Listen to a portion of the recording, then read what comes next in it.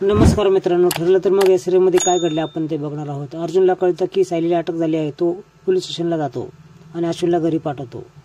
अश्विन घरी येतो पण सर्वजण विचारतात की काय झालं, सायलीला कुठे आहे ती। त्याच वेळेस मधुभाऊंना तो आतमध्ये पाठवतो आणि सगळ्यांना सांगतो की तिला अटक झाली आहे। तेवढ्यात तन्वी जोरात ओरडते की अटक झाली, सायलीला अटक झाली। तर हे ऐकून पुन्हा मधुभाऊ तिथे येतात। मधुभाऊ खूप गडबडलेले असतात। प्रताप मधुभाऊंना समजून सांगतात।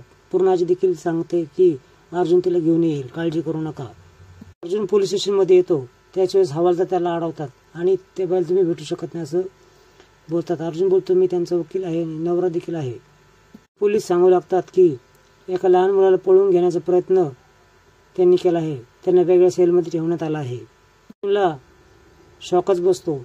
ती चांगल्या घरातली एक मुलगी आहे, ती असं काय करू शकत नाही असं म्हणून तो उठतो। त्या मुलाच्या वडिलांनी खूप प्रेशर आणला आहे, तुम्ही असं तिला भेटू शकत नाही असं ते इन्स्पेक्टर बोलतात। पोलिसांनी अडवलं देखील अर्जुन बळजबरी आतमध्ये तिला भेटण्याचा प्रयत्न करतो आणि त्याच्यावर चैतन्य येतो आणि मूर्खपणा करू नको असं बोलतो।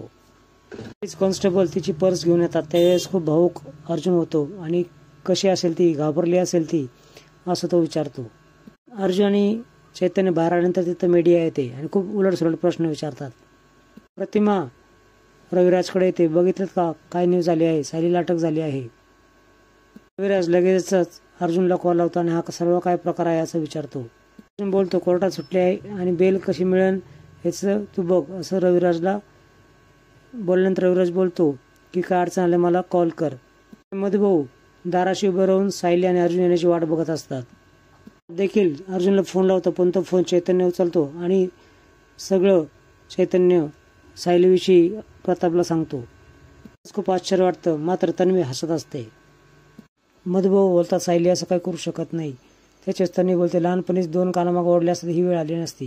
लहानपणापासूनच तिला छोट्या छोट्या गुन्हे करायची सवय होती ना। मधुभाऊ तिच्यावर ओरडतात, परस्पर वस्तू चोरून विकून काय यायची, पैसे चोरायचे तुमच्या खिशातले, हे तुम्हाला माहित नाही का मधुभाऊ, अशी तन्वी बोलते।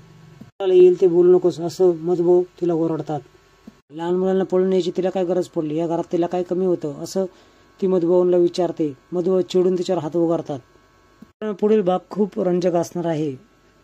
अर्जुन एका रसाच्या गाडीवर येतो आणि तिथली बाई खूप गडबडते। तो अर्जुनला विचारतो या मुलाला कुठं बघितलंस का, तो मुलगा माझ्याकडेच आहे, ती बाई बोलते। त्याच्यावेळेस तू किडनॅप केलंस का असं अर्जुन तिला विचारतो। तेव्हा नाही, 2 गुंड माझ्याकडे आले ते आणि तुझा कोथळा बाहेर काढेल, ह्या मुलाला तू सांभाळ 2-3 दिवस असं ते सांगत होते। तर असे नवीन अपडेट बघण्यासाठी चॅनल सबस्क्राईब करा, बेल आयकॉन दाबा। व्हिडिओ पाहिल्याबद्दल धन्यवाद।